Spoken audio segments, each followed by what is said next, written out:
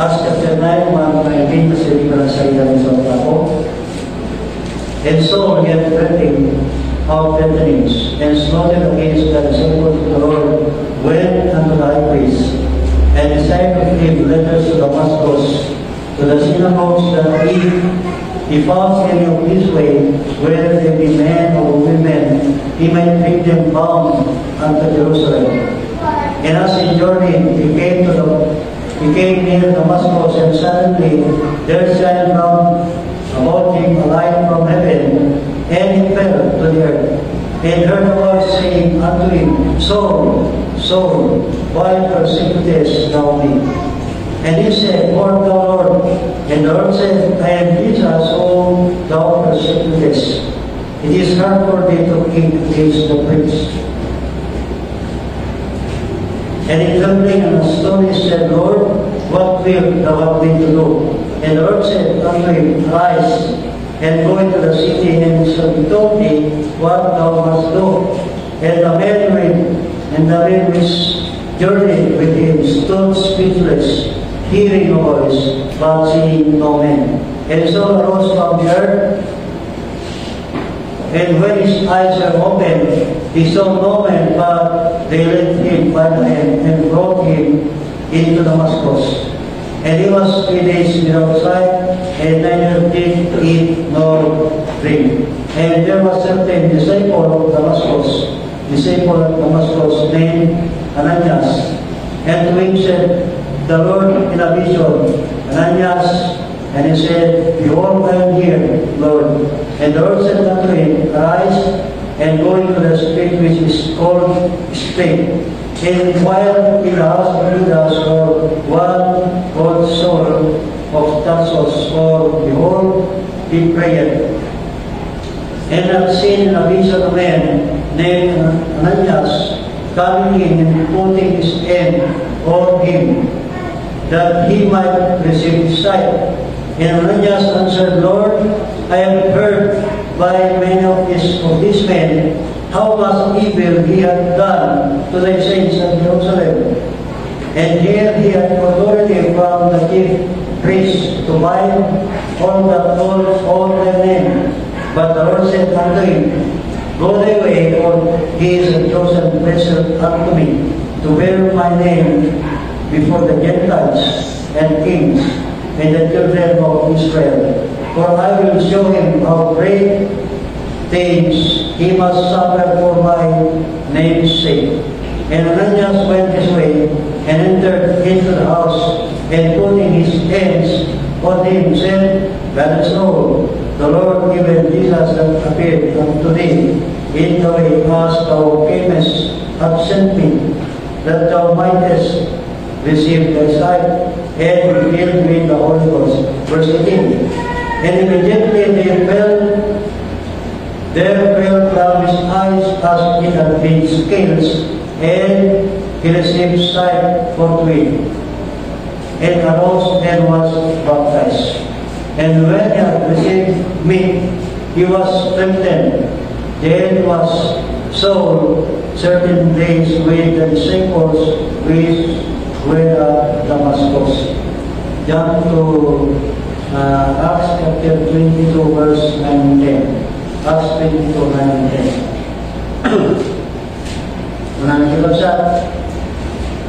And they that were with me saw indeed the light, and were afraid, but they heard not the voice of him that spake to me. And I said, What shall I do, Lord? And the Lord said unto me, Arise, and go into Damascus, and there it shall be told thee of all things which are appointed for thee to do.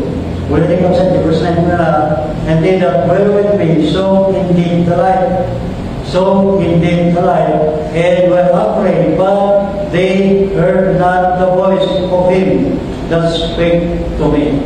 Lagat pa natin yung text natin sa chapter 9. At yung tayo mga kapatid. Magtuloy tayo sa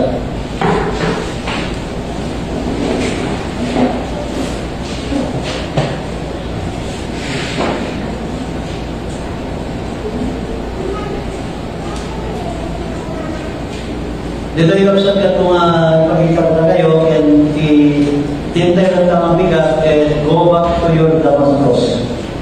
Go back to your Damascus. Agsubli ka, iyay Damascus mo. Kahit mo ay makita ni Philip sa our Damascus, your Damascus pictures darkness. And your loved ones still living in darkness. Di Damascus tayo, kahit isa na yung lugar nga nakaisalakanan ni Saul. Di Damascus tayo sa kahit mo yung pakita nga no sa tino tinagkapwang, no sa tino ng lugar na niya nakaisalakanan, no niya kayo din. Try to go back. Try to think of your Damascus.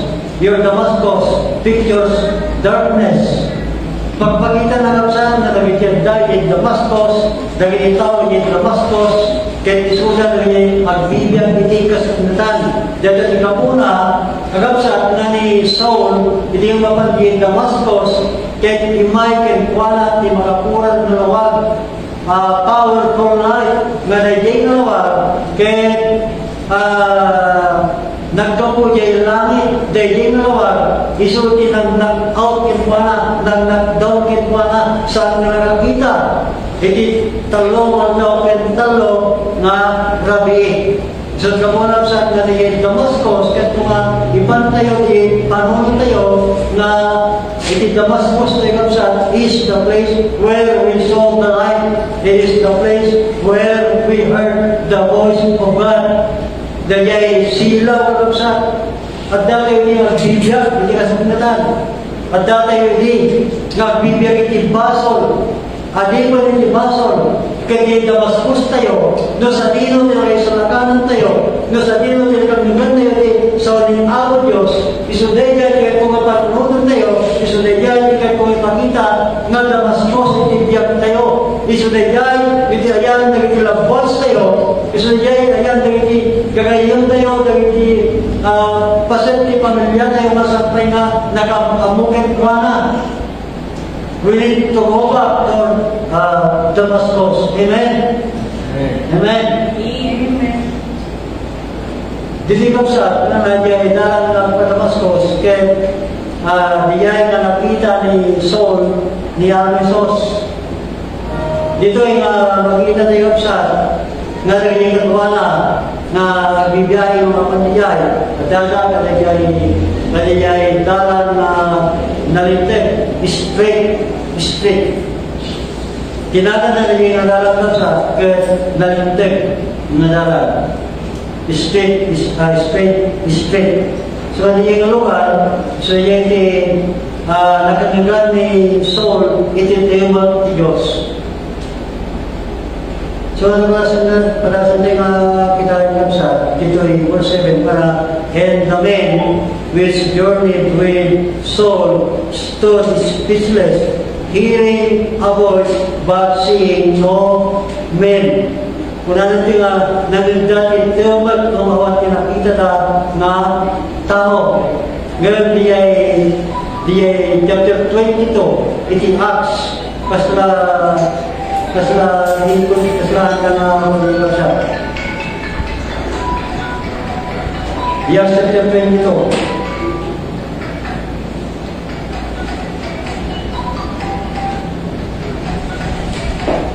Acts chapter 22, verse 9. And they that were with, hindi ka sa tinipal talawag natin na kasama. Ni Saul explain na karikita ko, hindi na pasama kong para how he heard the voice of God. Verse 9 and they that were with me saw indeed the light. Take note and they that were with me saw indeed the light, and were afraid, but they heard not the voice of him that spake to me. They heard not the voice of him that spake to me. Ngayon dito yung chapter 9 sa kuna na ito na verse 7, and the men which journeyed with him stood speechless, hearing a voice but seeing no man. Hearing a voice but seeing nomen. Yung may sa nga parte, kuna na, sanda nga nang nagtitimot. Kaya, sanda nga nang kung hindi may sa nga kasi, nang nagtiboses, nang awan, itao nga nakita na. Kaya ito yung mga pantanawag siya, datayo, at dagat nila magtugtugaw, tigtilgam di sa tiyapo, ngayon, at dagat magtugtugaw, magtindilag, sanda nga mamuwanan di sa tiyapo. So, dito na so nagtindigan ka, pero kapag sa balik tindigan sa mong mawawalan isaw ni Apo Diyos, sa kapuna nga ni isaw kakapsat, tindigan na isaw ni Apo, dagi kaduwa na, kahit sanda nga nanggag, sanda nga nawalan ni impagat ni Apo, tati Diyos kapsat, di kasasalita na kahit ni Saul, basta di kasasalita na ni Samuel. Ni Samuel di kasasalita ni Apo Diyos. Di Old Testament, hindi ngayon naging pantay sa mga. Wala na, Samuel. Dapat nakita ni Samuel kini apat nila. Father, inayapan na. Saan ka inayapan? Mas berikan at natulog ka. Dapat nakita lang siya. At dapat nang isa, Samuel. Nakita rin ni Samuel na pagkinin patingin na Father, you have called me. No, I didn't call you. Go back to your room and nunod mo iboses ng mga kapatid ka kunang, here I am Lord. Speak. Agsuka ako kay tingin ka. For the third time, napanatulog ni Samuel, nangingat ibudes, Samuel. Kaya ni Samuel parang agsawa ka ako, doon nito mo, tingin na. Nagsawa ka sa ni Apo Diyos, ni Samuel, kastamay, kaya kung yung pakita nito, mabalik lang dapat ka, at tingin ka, at mulalat ka, kinikitain na, ngayon isaw niya ako sa mga watang apay, sa bali, tinitong rati, panunod mo, sa bali, tinitong so, hindi natin ang sa akin, mga ipakita rin ka, tingin isaw niya ako Diyos, amen? Tingin isaw niya ako, tiyapo rin, nagsasaw rin ka, Diyos kahit mag-isang salita, kaya go back to your Damascus. Amen? Number one, kuna ni Saul sa verse 6, and trembling in a stone, he said, Lord, what will thou have me to do? And the Lord said unto him, arise, and go into the city, and it shall be told thee what thou must do. Arise and go into the city that is to that na kapananapit Damascus. Kaya kunana din chapter 22, city of Damascus, iti pampananan. So, muna na lang siya, umamon ka, kaya mapan ka niyay Damascus. What shall we do to go back to Damascus? Nadaramihan din siya, we need to have a desire. We need to have a desire. At kumati tarigagay kayo na simple, hindi Damascus kayo. Kaya nasabi siya, kaya kung pag-ilan tayo na in Damascus mo, number one is your family. Kaya, at dahil kailan ang Biblia, hindi kasakinatan, gawin ni Basol. They need someone to bring back, to bring the light in darkness where they are living. They are living in sin. Kadang ang Biblia iti Basol, kadang ang Biblia di kasakinatan, kasatulan da, iti mong ipan, ilawag kakapsat, iyayan dalawan in Damascus na, amen? Sika na iyan. You need to have a desire to bring them to bring the light to them. Kung naman yan, Romans chapter 10, verse 1, brethren, my heart's desire and prayer to God for Israel is that they might be saved. Dahil the Israeli kapsa, pada sa mga punasan ng Israel, kurang niya, brethren, my heart's desire and prayer to God for my husband, for my wife, for my father. Brethren, my heart's desire and prayer to God for Israel. Wala nang mabunasan ng Israel. Israel niya, nagandayan pa niya, may salagan na tamdaman niya. For my husband is that he might be saved. Dahil ka kanina na nagagay mo, kapsa, is that your desire? The salvation of your loved ones. Amen? Go back to your Damascus, state of your Damascus. Your Damascus is still living in darkness. They are still living in sin. Kaya tinagagay mo nga, kunan mo nga, brethren, Lord, my heart's desire and prayer to you is my husband, my wife, my children, for them to be saved. Kaya kung umakapsat na may salanan na parte nitong niya. Amen? They are your Damascus. Go back to your Damascus. Romans chapter 9, chapter 10. Kung naman ito, Romans chapter 10. Verse 9. That if thou shalt confess with thy mouth the Lord Jesus, and shalt believe in thine heart that God hath raised him from the dead, thou shalt be saved. For with the heart man believeth unto righteousness, and with the mouth confession is made unto salvation. Verse 11, for the scripture saith, whosoever believeth on him shall not be ashamed. Well, for there is no difference between the Jew and the Greeks. For the same Lord over all is rich unto all that call upon him. Verse 17. For whosoever shall call upon the name of the Lord shall be saved. How then shall we call him in whom they have not believed? And how shall they believe in him of whom they have not heard? And how shall they hear without a preacher? And how shall they preach except they be sent?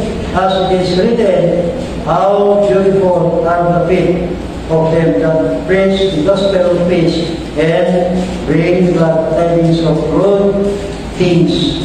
So, hindi man sa ipagpakita na dahil umawat, itinarang niya kung may sarakang nanto. Dahil mamati, kini ako Diyos, may sarakang nanto. Ngayon kasalunan ito mamanggay. How shall they hear the word of God? Kasalunan ito mamanggay. Nawarmal ti mangibaga. Ti saunan ko Diyos. Kasalunan ito mamati. Nusan naman na mamimiti Ebanghelyo. Kasalunan na mamati. Kini Kristo. Nawarmal ti mamad na mangibaga. Karamara. Amen. How then shall they follow him in whom they have not believed? So, ang nagsasasin na siya. How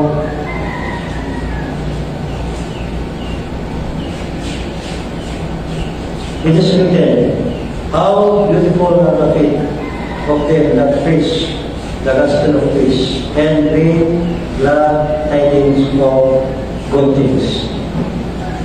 So nga nasa naging sagsaka, amen? Naging sagsaka ng magna, ng mapanmanulat sa mga Diyos. Amen, nasa? So kailangan ng ating mga pagamitin natin para sa pamamahayag ng kaligtasan, salvation sa mga tao.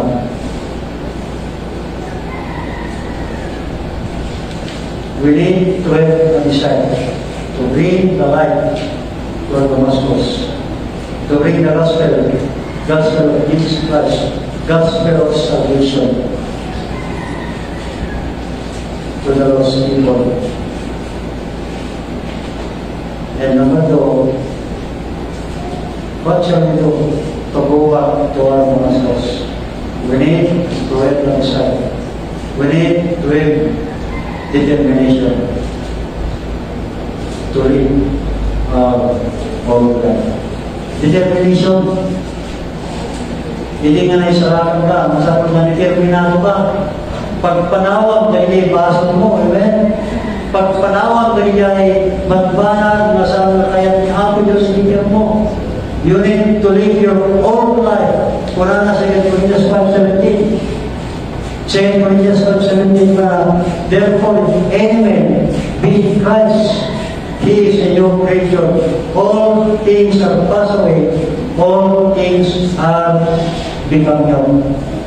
Dahil banbanag na daan na palabasgan at to'y nagparinda na barong.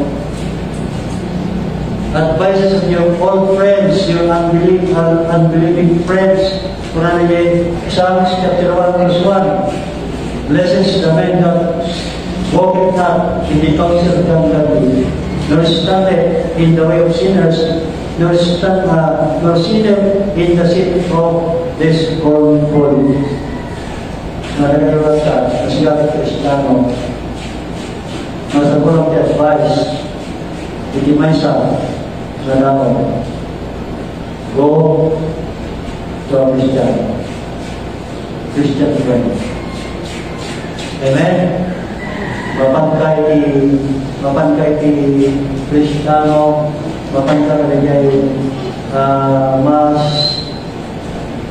mas mature din ka ng Kristiyano. Kasi di ba pa naman magpa-advise ako, mapag-advise ka rin hindi sana naman din. Kung na, blessed is the man that walketh not in the counsel of the ungodly, nor standeth in the way of sinners, nor sitteth in the seat of this scornful. Masabi ko determinado tayo na sumuro ikidalang na Diyos magpanaw niya ay all way tayo. Di all life tayo. Kapag nagkasta, kaya nagkaroon tayo ng desire, hindi puso tayo nga mga ibagat ang naisarakan na rin tao, especially our Damascus. Dahil tao ang hindi na kailangan sa ating kasagutan. And next, and it's not the last, what shall we do to go back to Damascus? We need to have a desire. We need to have determination. And we need to have delight. Pagkakalaksakan tayo kami kalaksan, that is only our Diyos. Sino ka tayo? Sino ka tayo dito di kandang excited? Sunday. Whenever you come to church, are you excited? Do you feel excited when you come to church? Nakasap ka tayo. Walang lang, mapanap ka babahin. Mapanap ka babahin, nagbisita man ng pastor. Mapanap ka babahin mo. Dahil hikap sa tayo, magdala ng marunong na mapan. No! That will answer your excitement. Amen? Lumapan ka ni Diyos, dapat nihalugas di panalutan. Kurang lumapan ka ni Diyos, dapat kaya panalutan manihalugas di panagagsakan. Amen? Tiyago di glorify tayo, kapag mapantay ni Diyos, gapugin niya ang Diyos. We want to glorify God. We want to live up the name of God in our lives. Amen? We need to have delights. Kung nanay in Psalm chapter 1, verse 2, but his delight is in the law of the Lord. Di pagragsakan di Kristiyano, kaya tayo papanay ni Diyos. Di pagragsakan di Kristiyano, kaya tayo kagkadwan tayo kapwa Kristiyano mo. Di pagragsakan di Kristiyano, kaya tayo mo tayo kuha ni ang Diyos ay parte na ibiyan mo. Di pagragsakan di maysa Kristiyano, kaya tayo mga karaming sumusuro, iti pagayatan niya ang Diyos. Amen? Amen? Di magmagdang idalang niya ako. But his delight is in the law of the Lord. Kung may sapan ng Kristiyano, that is your delight, that is your happiness, that is your enjoyment. Di panagnang idalang ni matutulungan mo. Amen? Ang mga ikapsa, hindi pa parang nung ipaglagsama ko hindi panalangin, hindi palitan ng ating Diyos. Pananan kaya yung Psalm 37. Psalms 37.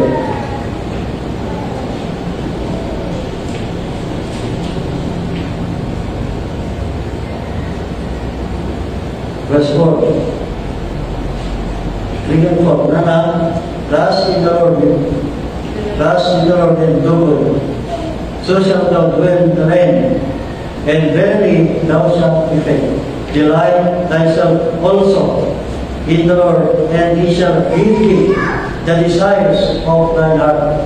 Commit thy way unto the Lord, trust also in him, and he shall bring it to pass.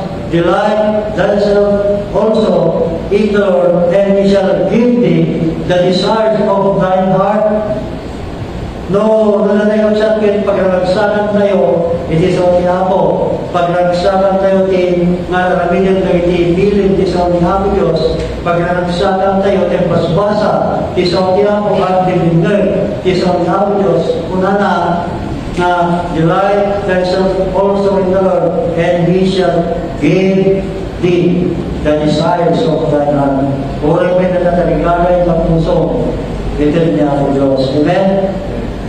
Hindi tarigagay mo, ito niya ako Diyos. Masapul lang excited ka para kanibanan. Saan ka na mapipili na mapan ni Diyos? Saan ang mga pagbalin na ng berto, ipapan mo ni Diyos? Second priority, third priority, make God your priority. Amen? Tanong ramilin mo niya si priority. Sikawan ti priority na. Amin ang kasapulan. Kaya na, ito na. Matthew 6:33. But seek ye first the kingdom of God and His righteousness, and all these things shall be added unto you. Sa ating mga kamitin na namin sa second priority, yung third priority na iba. Pagdating ng linggo, dapat nandito ka. Sabado pa lang, dapat prepare na ang mga gamit mo papunta sa Diyos. Amen? Amen? Amen. May sagana, hindi kasapulan. May sagana mo, manuti tithes mo, manuti offerings mo, manuti pastor giving commitment mo, manuti pang mission commitment mo. You need to have to delight unto the Lord. Pag nagsalan kayo maraming para kami ang Diyos. Delight, then shall also in the Lord, and He shall give thee the desires of all time. Dito nga bigat sa susud ko kada kayo. Ngayon, hindi pag-pray, kaya natin Diyos. Are you praying for the salvation of your loved ones? Naisalakan ka rin di pamilya. Naisalakan ka rin di parte ang kawang di family. Saan pa yun? They need the gospel. They need Christ. They need the word of God. Sika na Kristyano tika sa kulanda. You need to bring the gospel to them. Ibagal ka na wala, kisaw niya ako. Kaya invite them to come to church. Yung pinakabila mga teachers at mga magaganda, iti panangay kasabay ng Panginoon sila na. Dahil mamatay ka, nang mabanday yung impyerno, kasi ka mabanday yung langit. Ituloy ka lang to, kasihin ka lang to, bawalan ka lang to, kanunod iti mga itulukit ka, apa iti manlang baga, at dagayang impyerno, ang gaya mo, nang mabanday yung langit, sa buwan natin baga, nang mapaparang diya yung impyerno, sisisihin ka nila pagdating ng araw kapag di mo ginawa ng pati mo para sa kanila. Amen? Ibagang katawanan sa tamno kawan sa dibasan mo katawanan. Dahil lang naman, di mo lang imbaran niya. Inaldaw at ikatan. Inaldaw ang sarabatan. Inaldaw at kagwatan. Hindi mo lang. Di mo lang kanya. Special workshop, sika, may sa naman ng family, and you are the only Christian in the family. Bring them the gospel to your family. Bagang kagwatan ng mga isalatan. Amen? Saan na rin yun ang isalatan? Saan na good works di mga isalatan? Jesus Christ is the only Savior. 1 Timothy 2:5 nangyay, for there is one God and one mediator between God and men, the man Christ Jesus. Anyang nakaramidan, hindi na mas mo.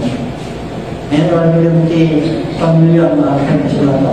Kontentukan, kumay, kapilya, isulang, dan nilay, andamay ang muli ang Diyos.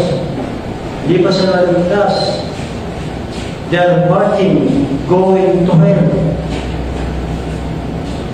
They need Christ. Kasapulan na ng Diyos. Amen? Bagay ka na parang sa hindi pa naman sa bagay. Titong tungkol nito is your family. Our own Jerusalem. The number one kasapulan kada tayo kay titong nila. Amen.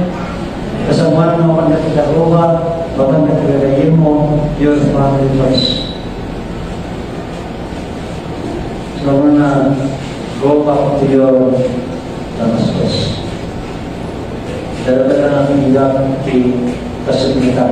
Kasapulan natin ilawa, kasapulan natin mangingay kanapada out of darkness. They need light. They need to bring light out of darkness. Dalaga lang ang mga nasa bansa. Balik ang mga Diyos, mapagdali